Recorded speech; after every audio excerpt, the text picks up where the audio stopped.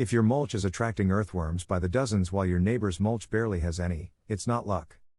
Your garden is sending a hidden biological signal that worms can detect long before you ever notice healthier plants. Most gardeners completely miss that signal, and by disturbing it, they unknowingly slow nutrient cycling, weaken soil structure, and reduce the natural fertility they're trying so hard to build. I didn't understand this until I stopped guessing what was happening beneath the mulch. The surface often looked perfect, but the root zone told a different story.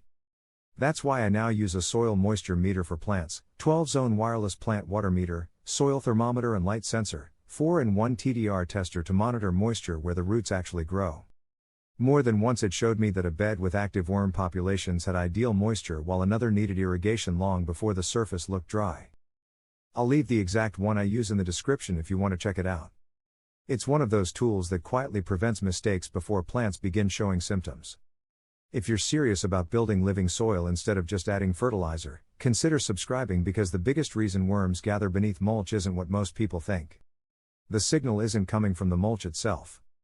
It's coming from the biology underneath.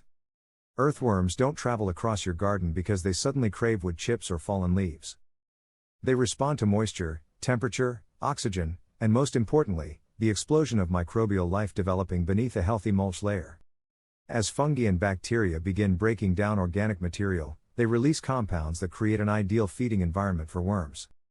The mulch simply protects that process by reducing evaporation and keeping temperatures stable.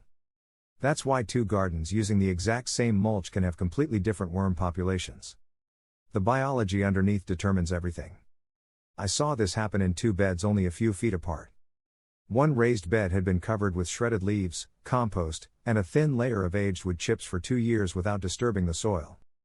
The second bed received fresh mulch every season but was rototilled each spring. At first glance they looked almost identical. Then I lifted the mulch. The undisturbed bed was full of worms, fungal threads, and rich, crumbly soil.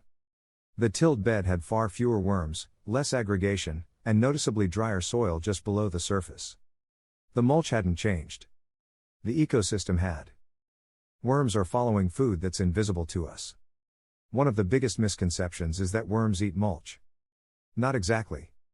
They feed primarily on microorganisms and partially decomposed organic matter. Fungi soften woody materials. Bacteria digest fresh plant residues. Worms consume that biologically active material and leave behind castings loaded with plant-available nutrients. Every worm becomes part of a nutrient recycling system that's constantly improving your soil. That's why healthy gardens rarely depend entirely on fertilizer. The soil biology begins sharing the workload. Here's the mistake that shuts down that signal. Constantly disturbing the mulch. Some gardeners rake mulch aside every week because they want the garden to look neat.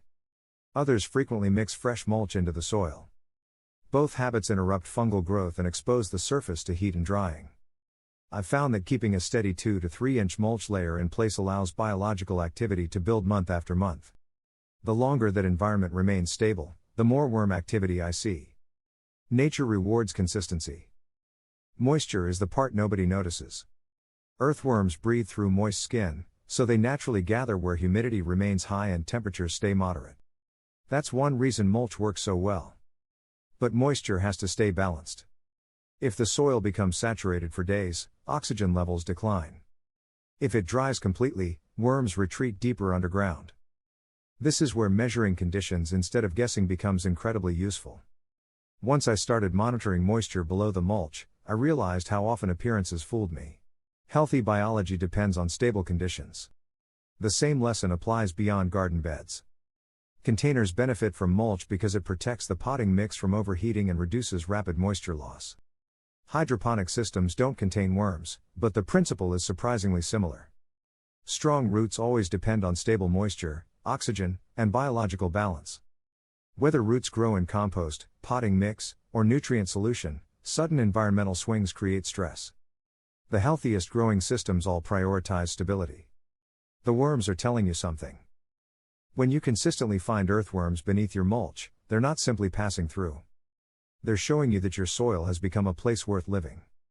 Their tunnels improve drainage. Their castings enrich fertility.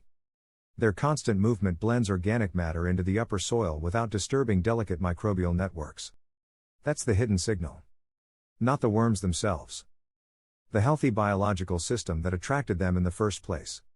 Once you understand that, you'll stop treating mulch as simple ground cover and start seeing it as the protective roof over an entire underground ecosystem. Feed that ecosystem with compost, organic mulch, minimal soil disturbance, and consistent moisture, and it will reward you with healthier roots, stronger plants, and better harvests year after year. If you found this helpful, subscribe to Farm Logic for more practical gardening lessons rooted in real soil science and hands-on experience. Share this video with another gardener who's serious about building living soil, and I'll see you in the next one.